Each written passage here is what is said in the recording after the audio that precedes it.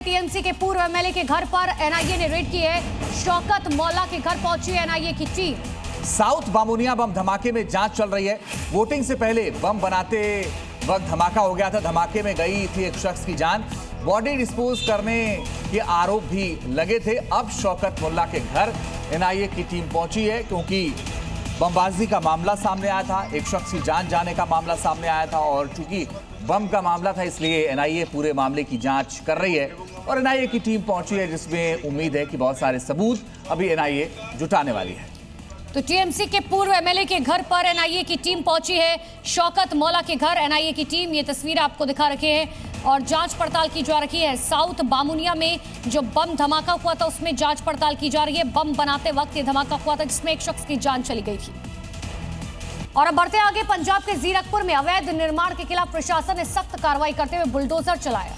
Park और sewage treatment plant के लिए आरक्षित जमीन पर बन रही इमारत को ध्वस्त किया गया है। नियमों का उल्लंघन करने वाले बिल्डरों के खिलाफ कानूनी कार्रवाई भी शुरू कर दी गई है। तो बड़ी और अहम खबर पंजाब के जीरकपुर से, जहां पर पार्क की जमीन पर बने अवैध निर्माण को तोड़ा गया।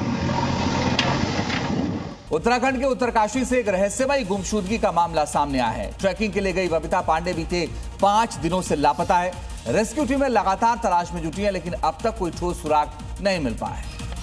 लेकिन इस बीच बबीता पांडे का आखिरी सीसीटीवी वीडियो भी सामने आया है। इस वीडियो में बबीता ब्लैक कपड़ों में कार के पास दिख रही है और इसके बाद से ही बबीता गायब है। तभी से रेस्क्यू टीमें लगातार पहाड़, जंगल, हर तरफ पुलिस भी स्नाइपर डॉग की मदद से बबीता को तलाश रही है लेकिन बबीता का कोई सुराग नहीं है। 29 मई की रात रामनगर की रहने वाली बबीता पांडे रैथल गांव से दायरा बुग्याल ट्रैकिंग के लिए निकली थी, लेकिन ट्रैक पर पहुंचने के बाद बबीता रहस्यमय परिस्थितियों में गायब हो गई। पिछले 5 दिनों से तलाश जारी है। परिवार भी तलाशी अभियान में साथ है। हिमाचल के शिमला में मंत्री विक्रमादित्य सिंह की गाड़ी का चालान काट दिया गया। आरोप है कि उनकी गाड़ी उस सड़क से गुजरी जिसे प्रशासन ने आवाजाही के लिए सील किया हुआ था। इस कार्रवाई के बाद मामले ने तूल पकड़ा। मंत्री विक्रमादित्य की गाड़ी का 1500 रुपए का चालान काटा गया। आरोप है कि उनकी गाड़ी एक प्रतिबंधित और सील मार्ग से गुजरी। हाईकोर्ट के वकीलों ने उनकी गाड़ी को उस मार्ग पर चलते देखा और इसका विरोध किया। विरोध के बाद पुलिस को मजबूरन गाड़ी का चालान काटना पड़ा। जिस समय चालान काटा गया उस वक्त विक्रमादित्य की मां प्रतिभा सिंह भी गाड़ी में मौजूद थी और इसी रोड पर वकील विरोध प्रदर्शन कर रहे थे क्योंकि शिमला में सील सड़कों पर वाहन ले जाने के लिए विशेष अनुमति की जरूरत होती है। इसी व्यवस्था और फीस बढ़ोतरी को लेकर ये प्रदर्शन चल रहा था। और अब बड़ी खबर यूपी से आपको बताते हैं। यूपी के गाजीपुर में पुलिस मुठभेड़ में 1 लाख का इनामी बदमाश कमलेश चौधरी ढेर हो गया। होटल कारोबारी विनीत राय हत्याकांड में ये वांटेड था। कार्रवाई में स्क्वाड प्रभारी रोहित मिश्रा भी घायल हुआ है। यूपी के गाजीपुर में इनामी बदमाश ढेर हुआ है। 1 लाख का इनामी कमलेश चौधरी मारा गया। होटल कारोबारी की हत्या में ये शामिल था जिससे मौत के घाट उतार दिया गया। और एक और बड़ी खबर सहारनपुर से, जहां पर ऑपरेशन लंगड़ा जारी है। शाहजहांपुर में पुलिस और बदमाशों के बीच मुठभेड़ हुई।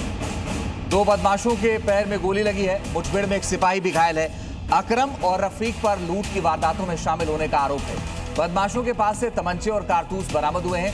दोनों अस्पताल में भर्ती कराए गए हैं। तो बड़ी बात यह है कि लगातार पुलिस का जो अभियान है वो चल रहा है।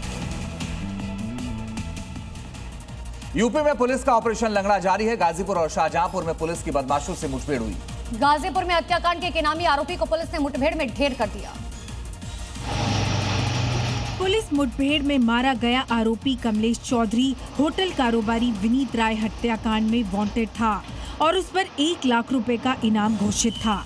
मुठभेड़ गाजीपुर के कुर्था गांव में हुई थी और इस मुठभेड़ में स्वॉट टीम प्रभारी रोहित मिश्रा को बदमाश की गोली लगी जिससे वो घायल हो गए।